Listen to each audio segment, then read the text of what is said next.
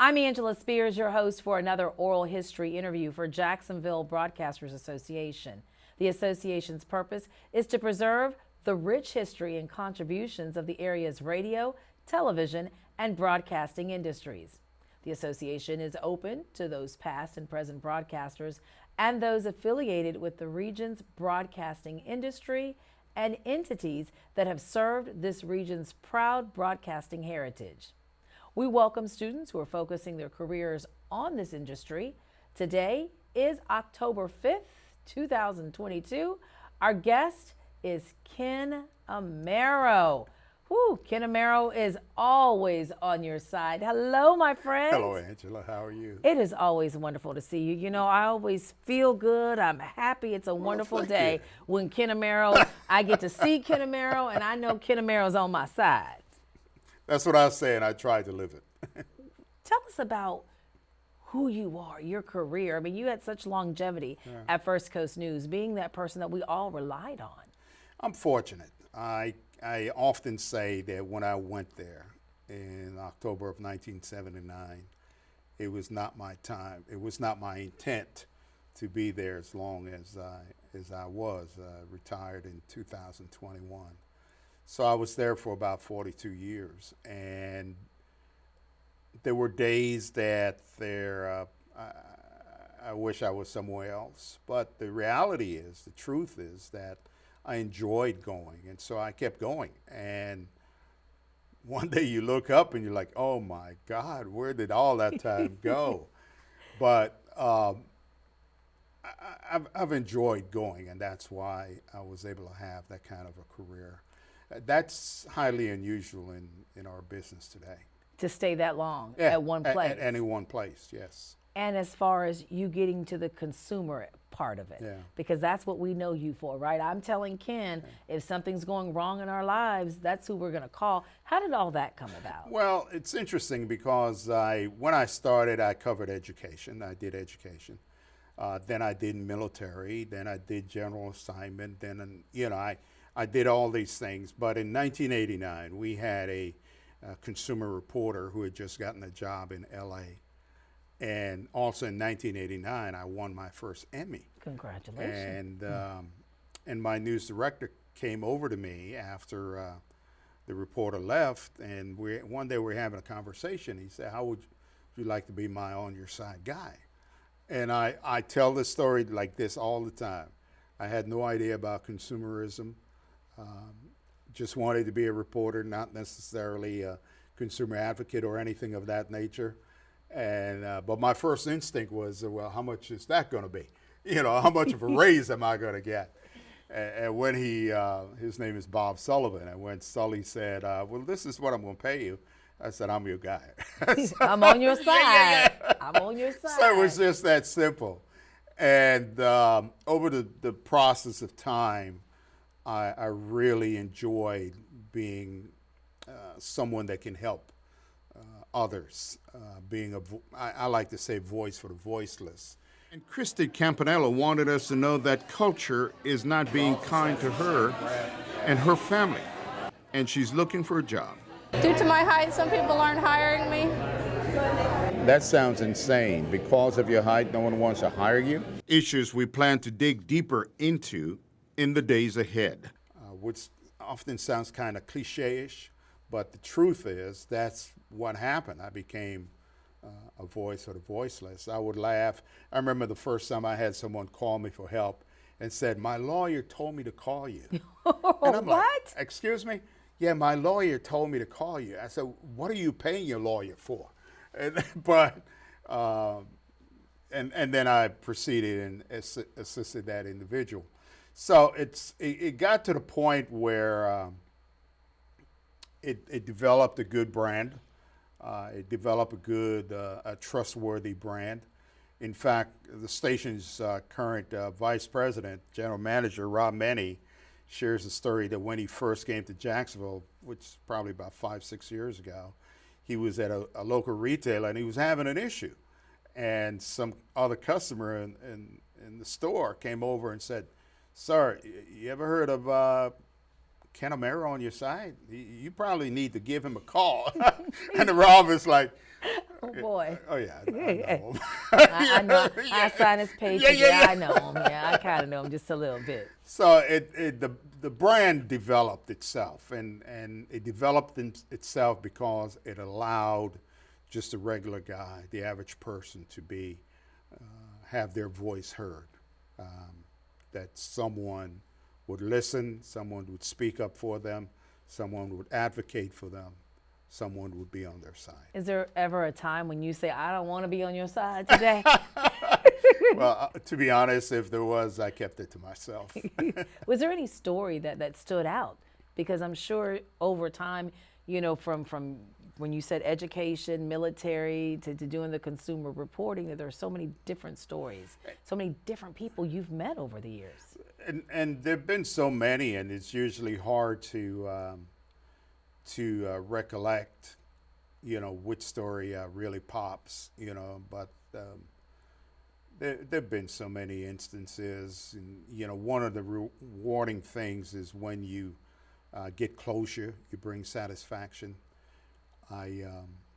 My old colleague Paul King and I, just a few days ago, we were having a conversation. I love Paul King. Yeah. Oh my gosh, you're bringing back memories Yeah, now for me. So we're having a conversation, and we're talking about when we were given the task to show how people are not as public as they think they are. You know, today you can go to your phone and actually Google search and get more information that you could 15 years ago. Mm-hmm. And so Paul and I were given this story to go and we had named the story I Know You. That was the title of the story, I Know You. And so I remember we went to the avenues and we just picked Harry Smith at random, introduced ourselves, did an interview with him, and said, in a week, Harry, I'm going to be able to tell you everything there is about you. He laughed. So we came back and then we went diligently through public records of all domain.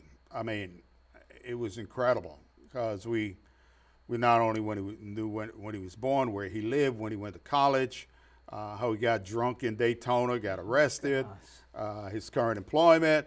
I mean, we just found all kinds of stuff about him, and we did it without technology. It was just good old wear the shoes out, get it done. Good old-fashioned journalism. Yeah, good old-fashioned journalism. Yeah. And so we came back, and when we told the guy, he was like stunned, number one.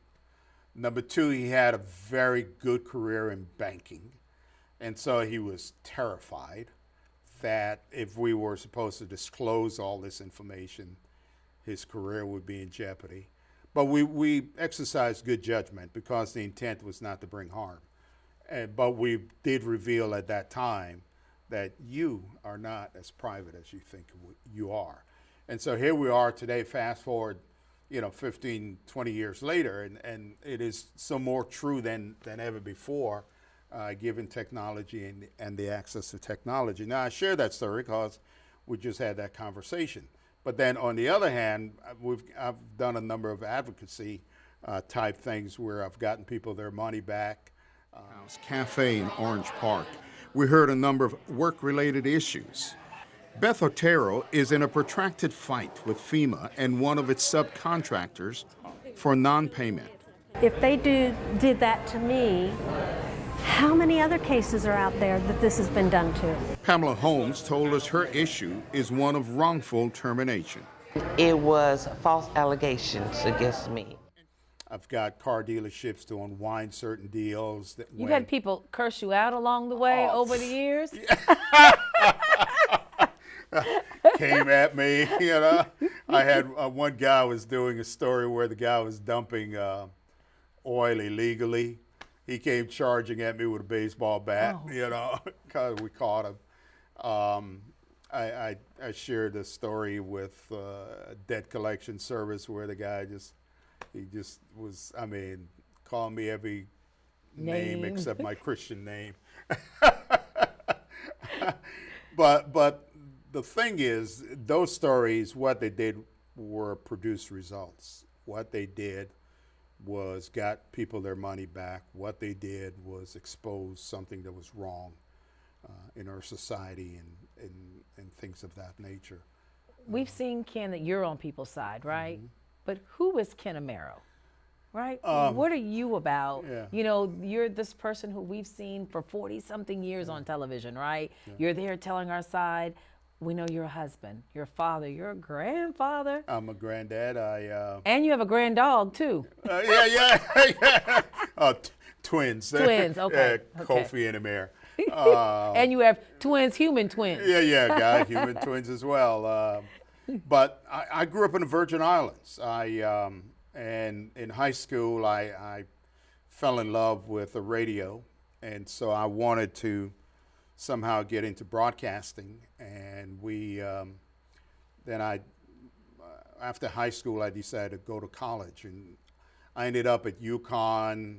I had a very good friend who lived up there who was in his sophomore or junior year. I don't remember which year it was. And so I went up there during the summer with him just to, get a feel for this college life thing. And the beauty of being there is that at UConn, the students had a college radio station. So we would go over to the college radio station, and we got a slot, he and I, and we did our thing. And so it became more ingrained in me. They did not have a broadcast program like I was looking for, and it was cold, so I needed to get out of Connecticut, as beautiful as it was. And I remember the radio station engineer up there said, have you thought about Jones College? Because he knew I was from the Caribbean, and he said maybe you want to go to Florida, get into warm weather, which Jacksonville, Florida was not that warm. It was warm for several months, but when it came, I'm like, darn, it's just as cold as Connecticut.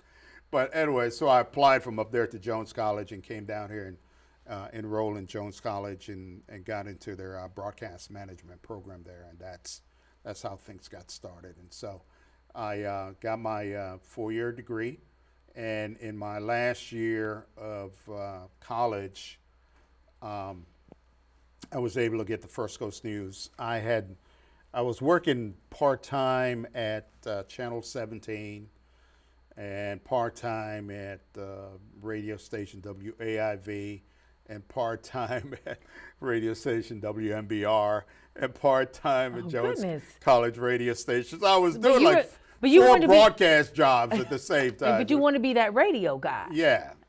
I was doing 4 broadcast jobs, and my heart was in radio until I came in one Sunday and the format was changed and everyone was fired except the part-timers. And I said, nah, I ain't doing no radio. I love radio, but nah, I ain't doing that. And so I learned a lot at Channel 17 while I was still there at the college, and an opportunity came up at First Coast News, which was just Channel 12 then. Howard Kelly was the news director, and he gave me an opportunity, and so I went in the door guns blazing. I'm one of those that, the old French term carpe diem, you seize that opportunity or seize the day, and when he gave me that opportunity, I took it, and I was working nights and weekends. I think the salary was $14,000. So I wasn't getting rich or anything You weren't getting like rich that. off of that at all, No, not at all. no. You talk about over the years, right, relationships. You mentioned your old news director, just people who you've worked with over the years. Are you able to keep up with some of them? Some of the people who we've interviewed with this, your Bill Z. Every now and then, and one of the positive things about social media, it has now that divide where people move on and they move here and they move there. You find them on a Facebook page and you say hello and you reconnect, and it just brings back a lot of memories. It's a lot of memories. You mentioned how you retired recently. Yeah. Right, December of 2021. Yep. and the old timers came back. Yeah, we had there like for a you. family reunion. Yes, there. and I remember somebody said, "Man, it's so good that we're all here and nobody's dead." Yeah. You know, we're like, "Of course, of course." But you know, I mentioned Bill Zetterall, right? Yes. Bill Z called him the mayor of Fernandina That's Beach, right. Yeah. You know, all these old folks that we came. And I remember, well, I should say more mature folks, right, instead of us old folks. But you know, this one of the younger reporters, her husband was there. He was like, "Who are all these people?" Yeah. Right? I'm like, "This was the First Coast News crew. Yeah. This is who we were." That was Precious and Jackie, Precious Gross and Jackie Bernard. They're the ones that kind of put that thing together. And I was like, I'm like, do you want to? I said, no, I don't care, guys. And I didn't know who they were inviting, but it was refreshing to see all these faces, and Bernie Barlow, all these different faces that showed up there. And it just was. It was a good moment. It was. It was a good moment for all of us because we got to see each other, reminisce. We told those old news stories. Like, oh, you're like, now I'm one of those people, right, where you go, oh, remember back in the day? But we've been fortunate to have a career where we have made difference in lives. We not only reported, but we advocated. We revealed, exposed. We stood on truth, and so we have had in the annals of history, we've had a career where you've touched lives and you've made a difference. And I think that's what when I was doing On Your Side, that's what helped build the brand, if you will, to where you touch lives, you made a difference. In fact, Mr. Many, since he had been there, he understood the gravity of the On Your Side brand, and now the entire First Coast News is on your side. On Your Side investigates. This is the largest Greyhound drug case in American history. It's not just something we say. Policemen are people too. They detained all of us. It's how we do business. There is no immunity for this particular virus. It's who we are. Am I being scammed? The right people stepped up and said no more. On Your Side investigates. The problem impacts. The Better Business Bureau issued this fight is now about one thing. I know we couldn't have done this on our own. Only on First Coast News. Which is something that probably should have done a while back, but that's their decision. But people need to know. And as simple as that sounds, as we navigate life, we all need to know that somebody is on your side, that you're not in it alone. You talk about the impact, right? The advocacy that you've done. What else do you think your career has meant to all of us, to yourself, to your family, to your girls, to your grandkids? Yeah. I've got a granddaughter, Sophia, and she's 10, I think. She's going to be 10. About a year and a half ago, maybe 2, she came up to me. She said, "Papa, you're famous." I'm like, "What? Where did that come from?" She said, "I Googled you and you're famous." I Googled you. I put your name in Google and it popped up. Went to the Google machine yeah, and it said, populated. Hey. I said, "Did you put your name in?" She said, "Yeah, I did, but nothing happened." So I shared that to say that, you never know the path that you're creating. And so over the years, I've been fortunate to create a path where things have been memorialized, where people would walk up to you and say, "You don't remember you helped me. You don't remember you interviewed my husband. He had a problem. You don't remember, and so that is, it's not feeding my ego, but it is refreshing when you run into people like that to know that, as I stated earlier, in this industry, we touch lives. Mm-hmm. And when you touch lives, it matters. We may not be doctors, but we touch lives. We may not be able to do open heart surgery and save someone, but we can save a life by what we do, So it's a good profession, and I've enjoyed it. I've enjoyed it. My wife, Rosalind, we got married. I started working October 1979. We got married April 1979. And she, smart woman that she is, she was always in the private sector until she decided to take her technology skills and wisdom into education. But she was supportive of what I was doing and has always been supportive through the process. And then we became parents, had 4 daughters. Did they think you were famous? No, my daughters, that's different. It's my granddaughter who thinks so. But at the time, the girls, no, and you were, they were just like, whatever, you're just yeah, dad. that's just dad, that's just dad. They never, it's funny. That's his job. He's on TV, that's it. They, even though they've been in promos and stuff of that nature, They know all about the business, don't they? Yeah, because, when there was a promo shoot and they needed some kids, hey, Ken, what are your kids doing? So It's like, I have 4 of them, all different ages. Come on. They end up in a promo somewhere, but beyond that, that's it. What advice do you have for the next set of journalists coming along? That next set of reporters who want to be in this industry that you are a legend in, that you've given so much time, that you gave more than 40 years of your life to? Don't lose focus. Don't lose focus on what this industry, this career is all about. And we've kind of lost focus a little bit. I think so. I think we're in challenging times. I think that there's some who are still trying to stand on the principle of what I call objective truth.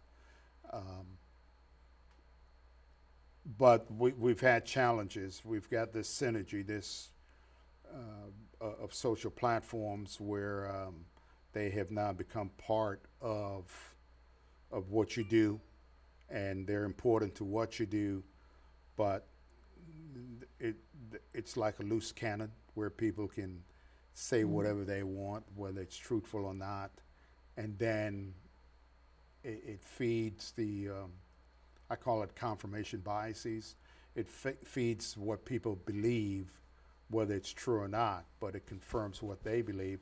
And then all of a sudden it becomes absolute truth when it's not, and certainly not objective truth. So stay focused. Stay focused. Stay focused. For the, continue to look for the who, what, where, when, and why. Don't forget the how. And the how. You know what I'm saying? And don't put you in it. You stay out of it and let the other voices, because it's not about you. You're just a vehicle.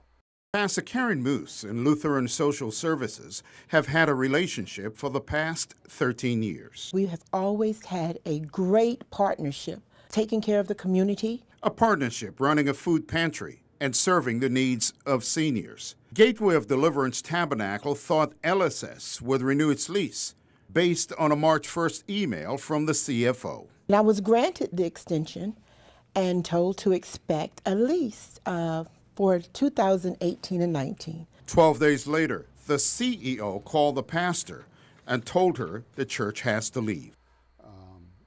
And unfortunately, with what I call the talking heads, cable channels, we have lost that line of demarcation between what's someone's opinion and what are the reported absolute facts about something. That has now blurred, and so my opinion is all of a sudden a fact. No, it's not. It's my opinion, and my opinion and yours may never be the same. Do you miss this industry?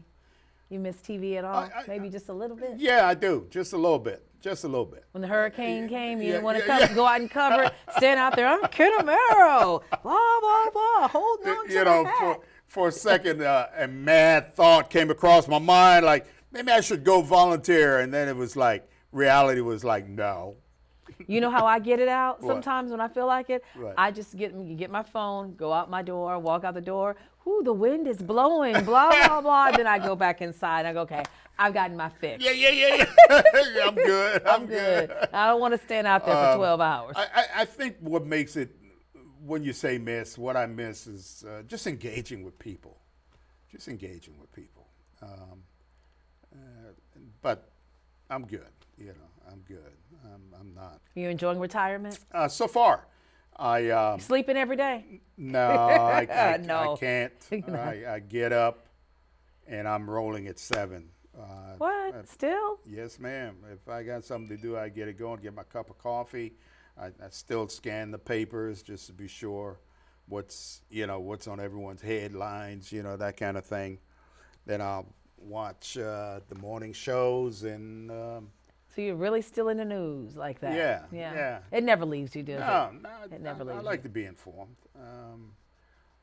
What I've discovered since I now have the time is the what I call the redundancy of news, where it's just like you didn't realize that when we were in it? No, I'm you didn't realize it at all? No, I didn't, because I'm in it. But what I heard at 5 o'clock, I'm hearing at 11 o'clock, and I'm hearing at 6 o'clock in the morning, and then I'm hearing it at noon, and nothing has changed. But that's the point of where journalism, where it comes in, good journalism is, you've got to be able to change that, right? Be creative, write your way out. You got to write your way out. And I understand different audiences and things of that nature, but the reality is that if you're not delivering anything that's new, that's fresh, that's meaningful, then take it out the mix. Take it out the mix. But there's such a struggle for content. Yeah. Solid content, that's where in my opinion, that's where the repetition comes in. And the truth of the matter is that the repetition can be nauseating. It can be. It's like, but we still watch. I say, hell, let me just turn to something else. What's next for Ken Amaro and Ken Amaro's life? You've been, you were on TV for 2 years. You took you've been taking a little break. What's next for Ken Amaro? Well, I live in Arlington. I've lived in Arlington for 42 years, and so the incumbent city council district member, a friend of mine, she is termed out. She's not going to run again. Former journalist? Yeah, former journalist.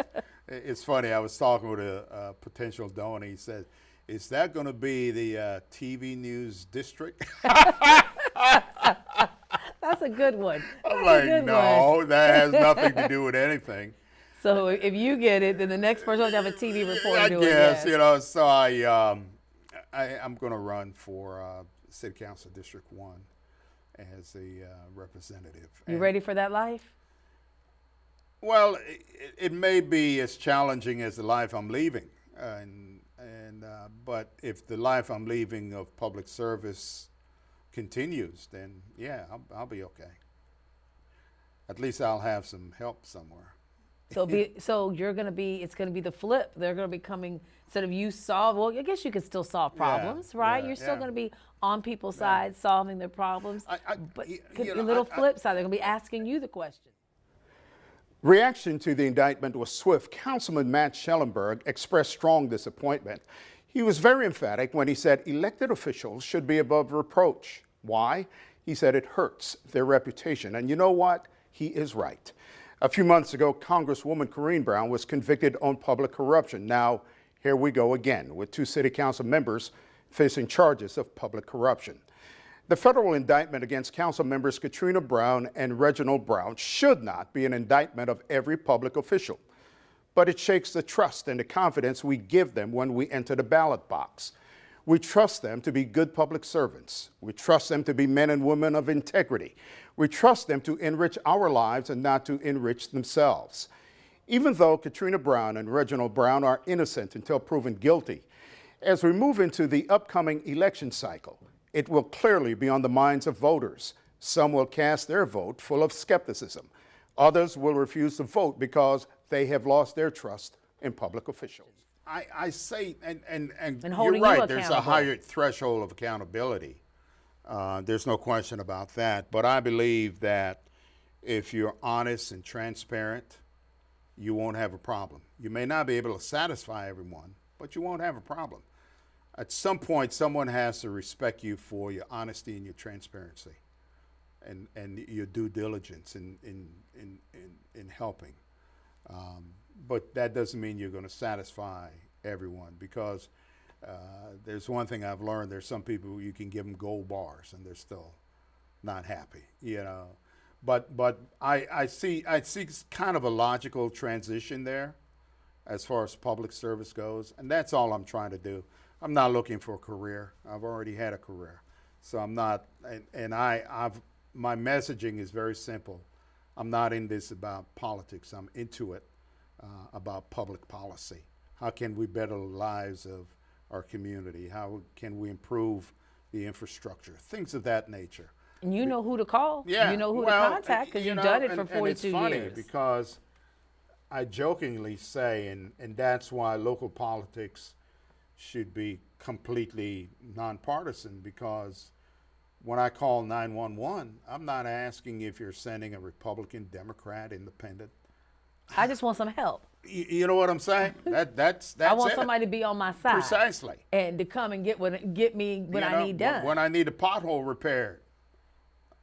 It's not about politics. Fix my darn pothole. You know. When the infrastructure needs building up, you know, I just jumped into it, and it's been a learning curve. I'm telling you, it's been a learning curve, because it's amazing over my career I've reported on politics, but from a different perspective. Once you've immersed into it, it's different. Oh, you can see. You see things like, you know, really? You shake your head, and you like, and they continue to do it that way, you know. So you're trying to make a change there as well. Yes, that's my objective, and prayerfully 1 term. That's it. That's all? Yeah. And not 2 terms, Ken? Come on, most people I don't want. know. I'm not that far yet. You got to get to 1 first. Yeah. But like I said, I'm not looking for a career. I'm just looking for an opportunity to extend the things that I believe in: public service, helping people, being on their side.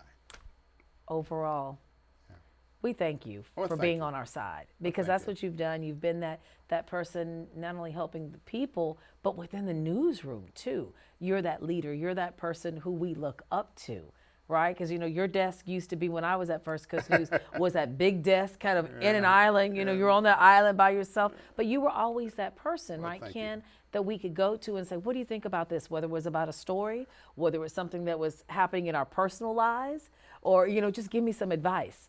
And, you know, Ken, you were there, right, to be on our side to do that. It's just amazing that you were that person. And sometimes you could tell if we had a hard day. He'd be, you know, you'd tell me, girl, pick your head up. What you doing? Yeah. Why are you walking around like that? How does that make you feel to know? And you passed it on, because I know reporters now, these young people, they say, man, I just love Ken Amaro because he just inspires me. And, you know, when I have a bad day, he's that person. I'm one of those who believe that we get strength from each other. And so if we feed on each other's energy, we're helping each other. And being that public servant that you are? yeah, well, I guess.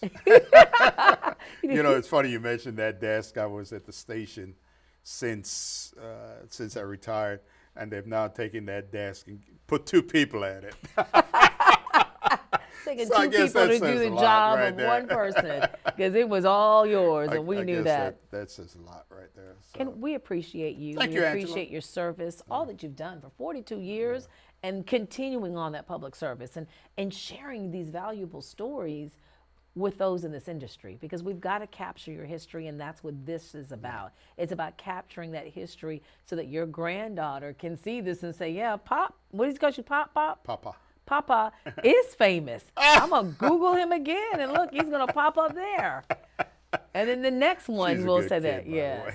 Yes. And then the next one will come along. So even the grand dogs know you're famous.